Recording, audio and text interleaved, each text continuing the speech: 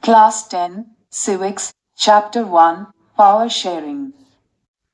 Overview. With this chapter, we resume the tour of democracy that we started last year. We noted last year that in a democracy all power does not rest with any one organ of the government. An intelligent sharing of power among legislature, executive and judiciary is very important to the design of a democracy. In this and the next two chapters, we carry this idea of power sharing forward. We start with two stories from Belgium and Sri Lanka. Both these stories are about how democracies handle demands for power sharing. The stories yield some general conclusions about the need for power sharing in democracy. This allows us to discuss various forms of power sharing that will be taken up in the following two chapters. Belgium. Belgium and Sri Lanka. Belgium is a small country in Europe, smaller in area than the state of Haryana. It has borders with France, the Netherlands, Germany and Luxembourg. It has a population of a little over 1 crore, about half the population of Haryana. The ethnic composition of this small country is very complex. Of the country's total population, 59% lives in the Flemish region and speaks Dutch language. Another 40% people live in the Wallonia region and speak French. Remaining 1% of the Belgians speak German.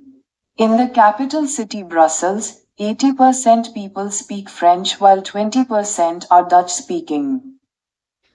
Ethnic, a social division based on shared culture. People belonging to the same ethnic group believe in their common descent because of similarities of physical type or of culture or both. They need not always have the same religion or nationality. The minority French-speaking community was relatively rich and powerful. This was resented by the Dutch-speaking community who got the benefit of economic development and education much later. This led to tensions between the Dutch-speaking and French-speaking communities during the 1950s and 1960s. The tension between the two communities was more acute in Brussels. Brussels presented a special problem. The Dutch-speaking people constituted a majority in the country, but a minority in the capital. Communities and regions of Belgium. Color code on map. Region, community. Language, community. Yellow, Flemish region. Dutch speaking. Red, Walloon region. French speaking. Orange. Brussels capital region 80% people speak French while 20% are Dutch speaking. Red, blue stripes. German speaking community. German speaking geographical concentration. The Dutch-speaking, Flemish, community is concentrated in the northern region of Belgium, Flanders. The French-speaking, Walloon, community is concentrated in the southern region of Belgium, Wallonia. The Brussels capital region is located inside the Flemish, Dutch-speaking region but is a separate entity. The German-speaking community is located in a small area in the easternmost part of the Walloon, French-speaking region.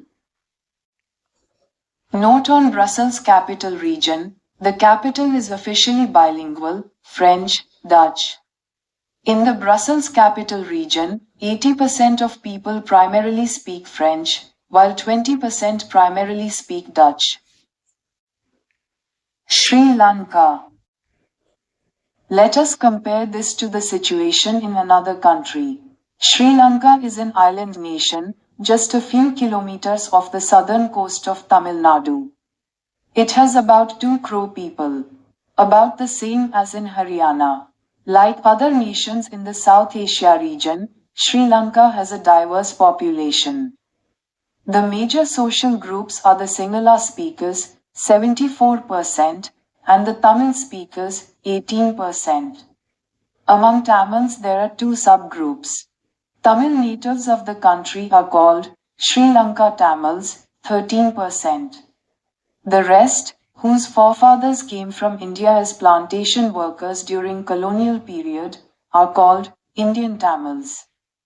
As you can see from the map, Sri Lanka Tamils are concentrated in the north and east of the country. Most of the Sinhala-speaking people are Buddhists, while most of the Tamils are Hindus or Muslims. There are about 7% Christians, who are both Tamil and Sinhala.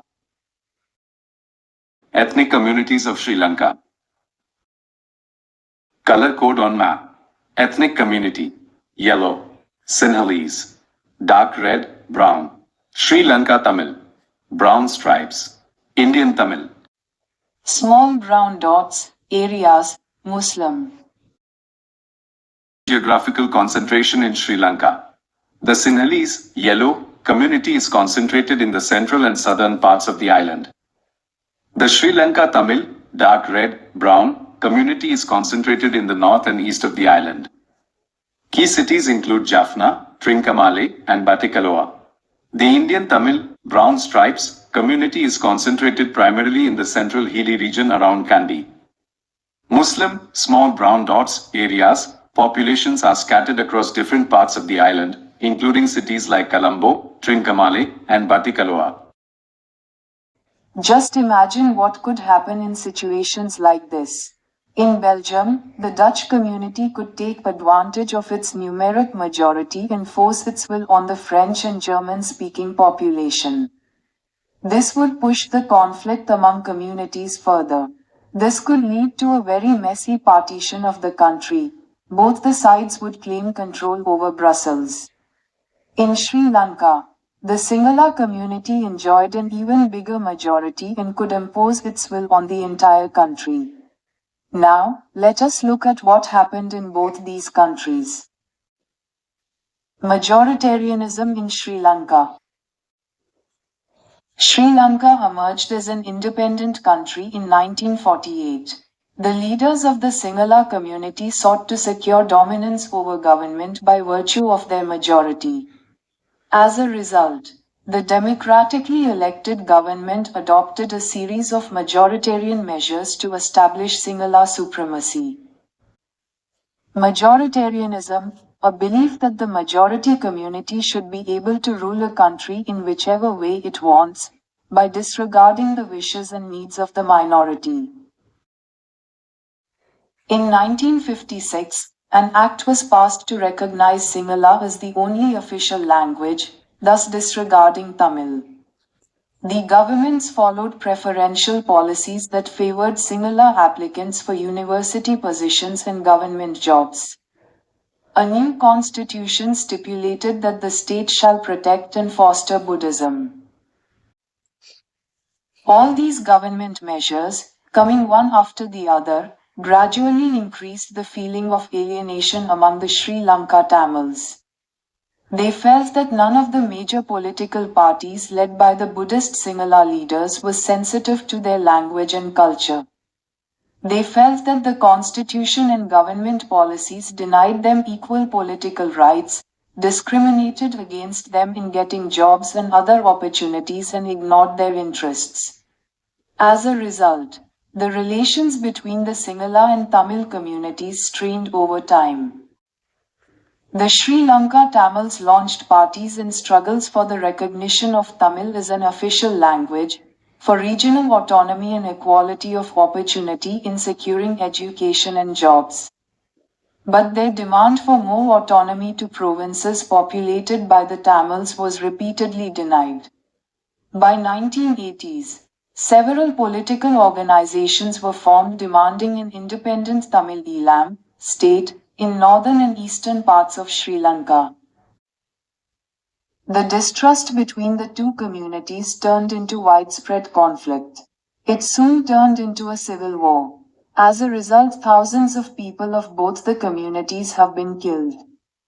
Many families were forced to leave the country as refugees and many more lost their livelihoods. The civil war has caused a terrible setback to the social, cultural and economic life of the country. It ended in 2009. Civil war, a violent conflict between opposing groups within a country, that becomes so intense that it appears like a war. Accommodation in Belgium. The Belgian leaders took a different path. They recognized the existence of regional differences and cultural diversities. Between 1970 and 1993, they amended their constitution 4 times so as to work out an arrangement that would enable everyone to live together within the same country. The arrangement they worked out is different from any other country and is very innovative.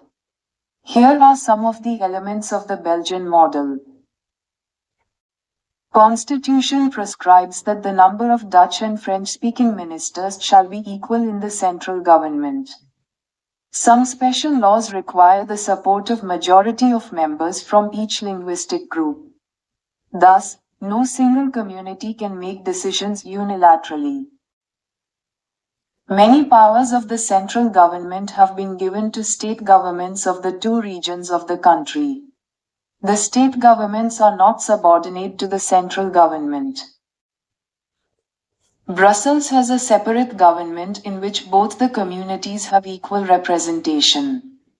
The French-speaking people accepted equal representation in Brussels because the Dutch-speaking community has accepted equal representation in the central government. Apart from the central and the state government, there is a third kind of government.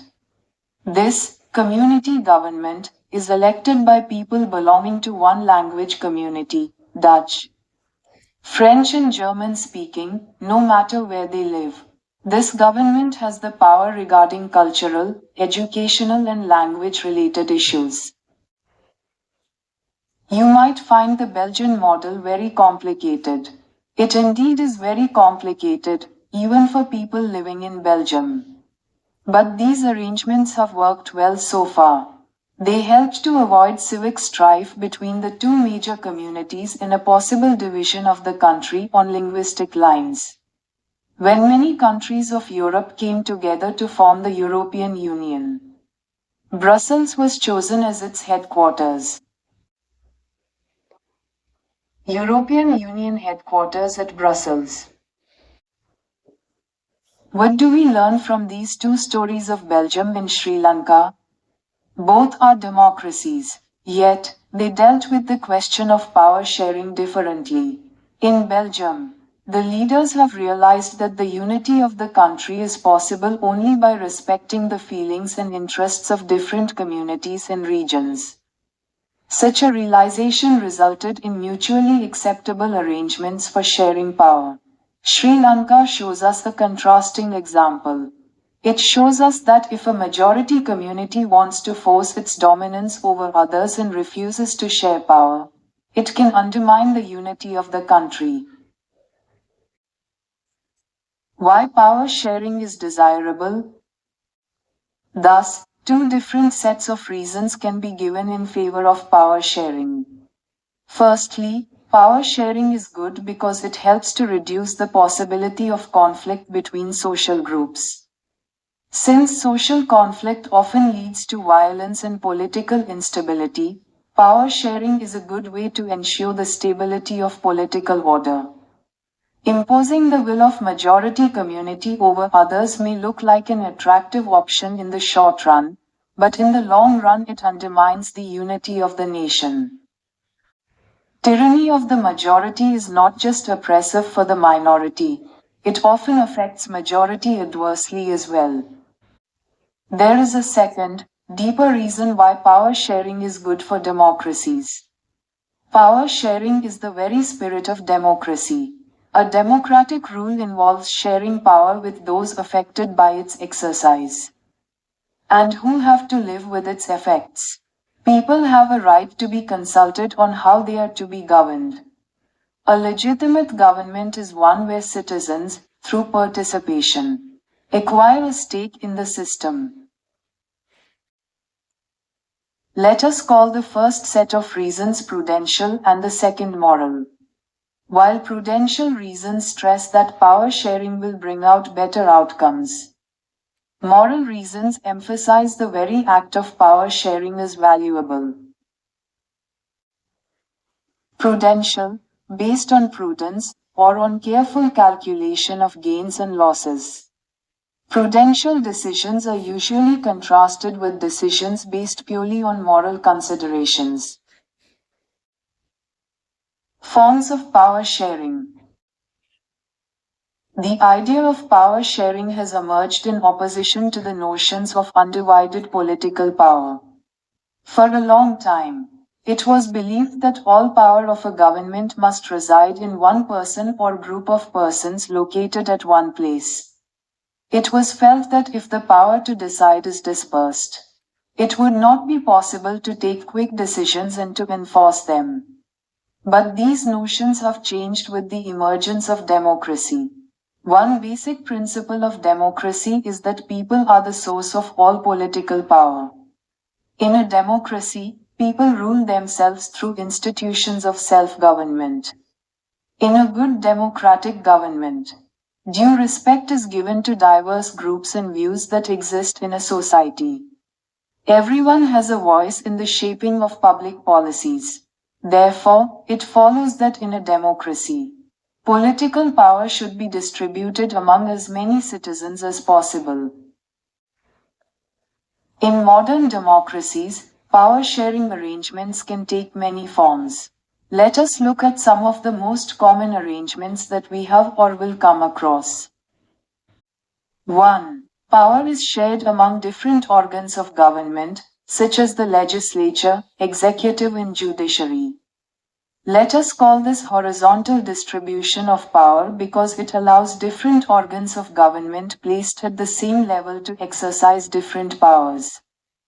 Such a separation ensures that none of the organs can exercise unlimited power. Each organ checks the others.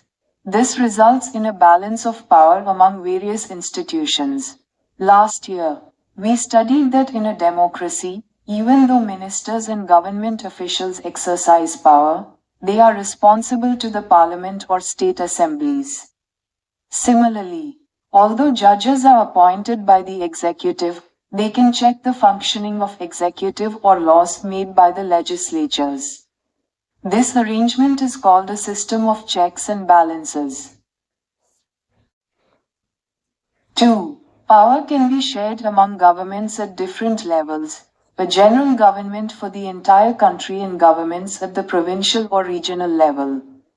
Such a general government for the entire country is usually called federal government. In India, we refer to it as the central or union government. The governments at the provincial or regional level are called by different names in different countries.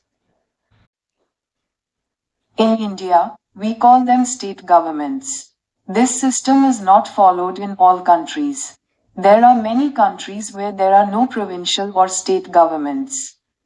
But in those countries like ours, where there are different levels of government, the constitution clearly lays down the powers of different levels of government.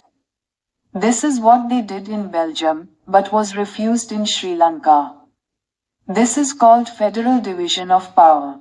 The same principle can be extended to levels of government lower than the state government, such as the municipality and panchayat.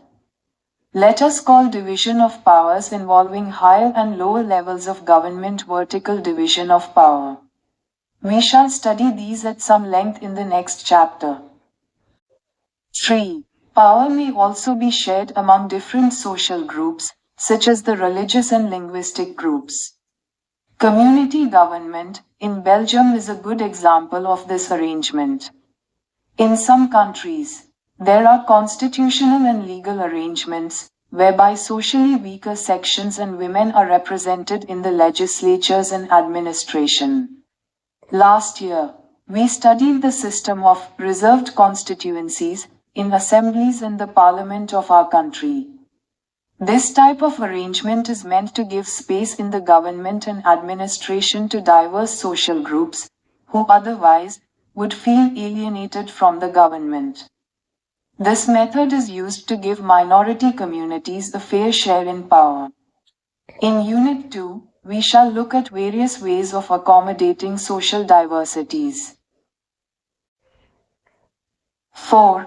Power sharing arrangements can also be seen in the way political parties, pressure groups, and movements control or influence those in power. In a democracy, the citizens must have freedom to choose among various contenders for power. In contemporary democracies, this takes the form of competition among different parties. Such competition ensures that power does not remain in one hand. In the long run, power is shared among different political parties that represent different ideologies and social groups. Sometimes this kind of sharing can be direct, when two or more parties form an alliance to contest elections. If their alliance is elected, they form a coalition government and thus share power. In a democracy, we find interest groups, such as those of traders, businessmen, industrialists, farmers, and industrial workers. They also will have a share in governmental power, either through participation in governmental committees or bringing influence on the decision-making process. In Unit 3, we shall study the working of political parties. इस video में बताए गए सभी points आपके exam के लिए काफ़ी important है। अगर आप इन्हें याद रखेंगे तो आप आसानी से अच्छे मार्क्स ला सकते हैं।